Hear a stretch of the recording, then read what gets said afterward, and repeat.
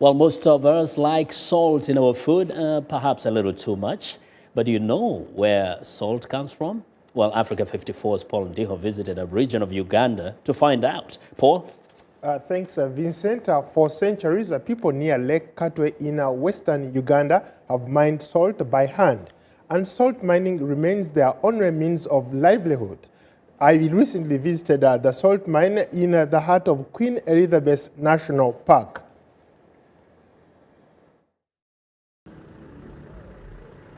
Salt mining is one of Uganda's oldest industries still surviving.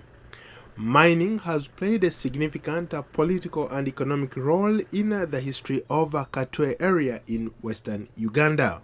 Today, Uganda spends billions of dollars importing salt from other countries, following the collapse of the salt factory built in the 70s.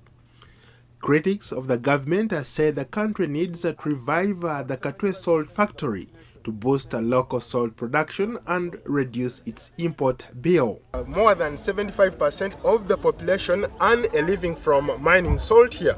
They are not allowed to do any other activity because it's in the middle of a national park. So the only activity that can be done here is mining. Salt traders come from nearby markets in Uganda and from other countries. But salt production has rapidly turned from boom to bust with the seasons, leaving the workers struggling to make ends meet.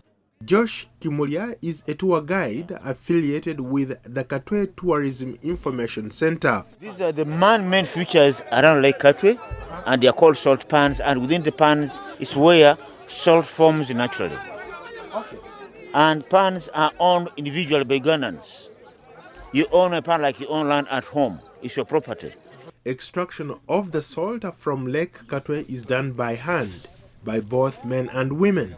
The work is back-breaking, but this is the only trade here in Katwe. Notwithstanding, salt extraction has been a source of prosperity for decades, but today's miners work in appalling conditions. That fume from brine is dangerous to ladies. Yeah, ladies.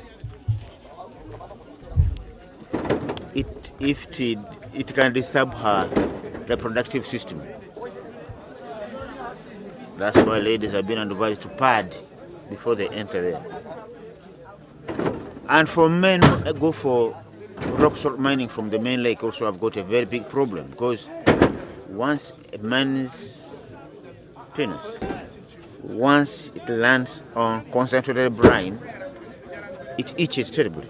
Despite the challenges, salt miners are able to make good money and live comfortable lives outside of the salt lake. Crispus Magonza is one of the miners, and he has spent all his life here at the lake. We mine every week. We produce salt in a dry season. We continue until when it is rainy season. Birungi Powell has been working as a professional salt loader for years. He says that on average he loads about 4 trucks of salt a day. I am here as a loader. I load whatever vehicle comes in here. It's a group of 100 people. We do the same activity of loading whatever vehicle comes in. And we are licensed by government.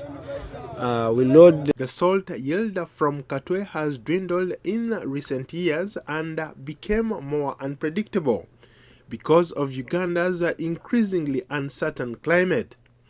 Climate scientists are predicting that weather patterns in Uganda will shift as a result of global warming, resulting into much rain and not enough evaporation to produce salt.